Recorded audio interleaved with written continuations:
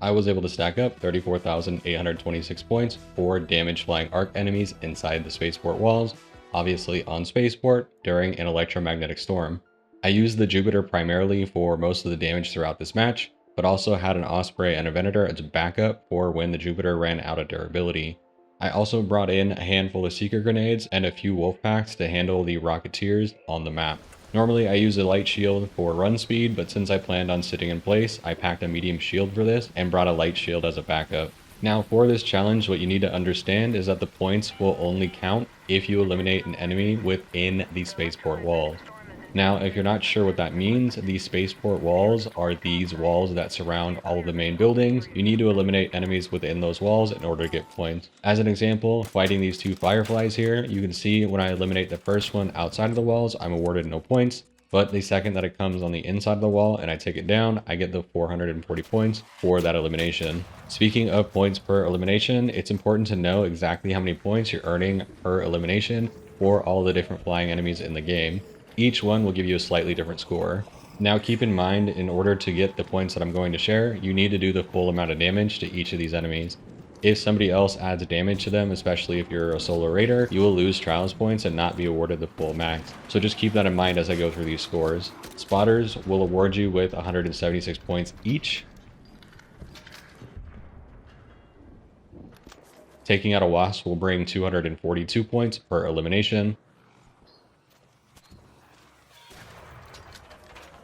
Eliminating a snitch will give you 348 points.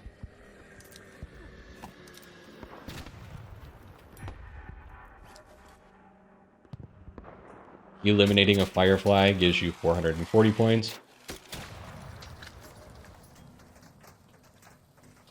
Eliminating a hornet will also give you 440 points.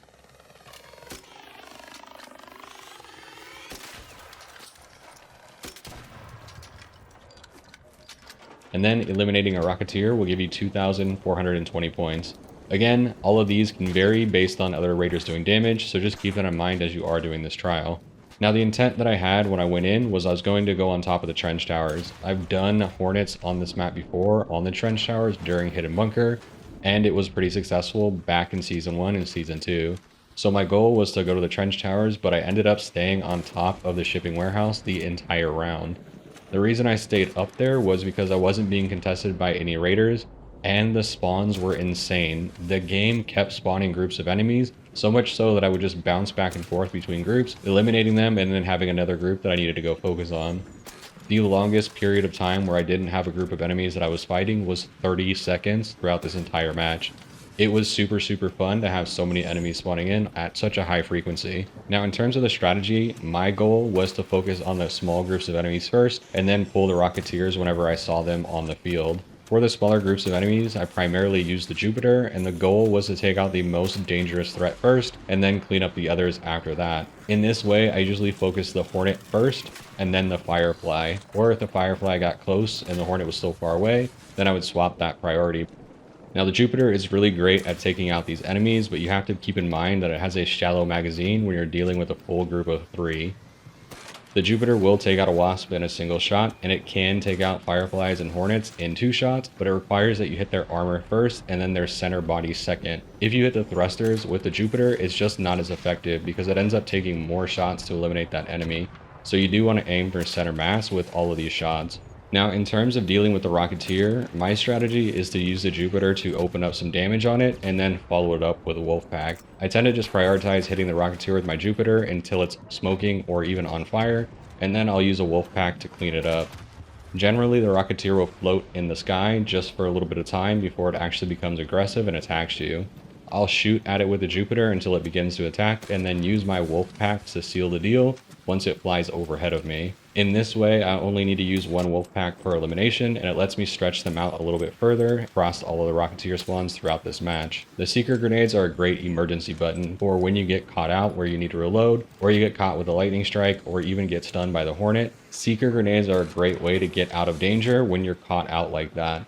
Just throw the Seeker Grenade straight up into the air and let it crash down on top of the enemy. It will take out a wasp with a single Seeker Grenade, and then both Hornets and Fireflies, saying that you throw it up and it crashes down on top of them, can be eliminated with just 2 Seeker Grenades. So they're super valuable to rely on, and they can get you out of trouble in a pinch. They're also a great substitute for wolf packs. If you've ran out of wolf packs but you still have a bunch of seekers that you can use, seekers are a great way to take out Rocketeers. You just need to use quite a few in order to get it done.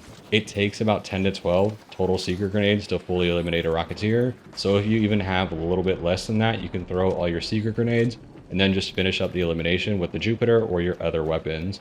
They are great at dealing a bunch of damage, you just have to throw a lot of them in order for that to stack up. Now beyond that, there isn't a ton more to this challenge. It really is just the process of eliminating the spawns as they fly into the match, and stacking up your score as you go. Keep an eye on where the final extraction is, and make sure you plan some buffer time into your run to get there towards the end of the game. I technically had the worst possible extraction for where I was farming from, so I ended up leaving a little bit earlier than I wanted to, but I cleaned up some enemies on the way, stacking up those last bits of score before I exfilled. Once you've eliminated enough enemies and you're ready to go, head back to Speranza, collect any loot if you haven't already, and watch your score fly up the leaderboard. That's going to be it for me today, y'all. Thanks for watching.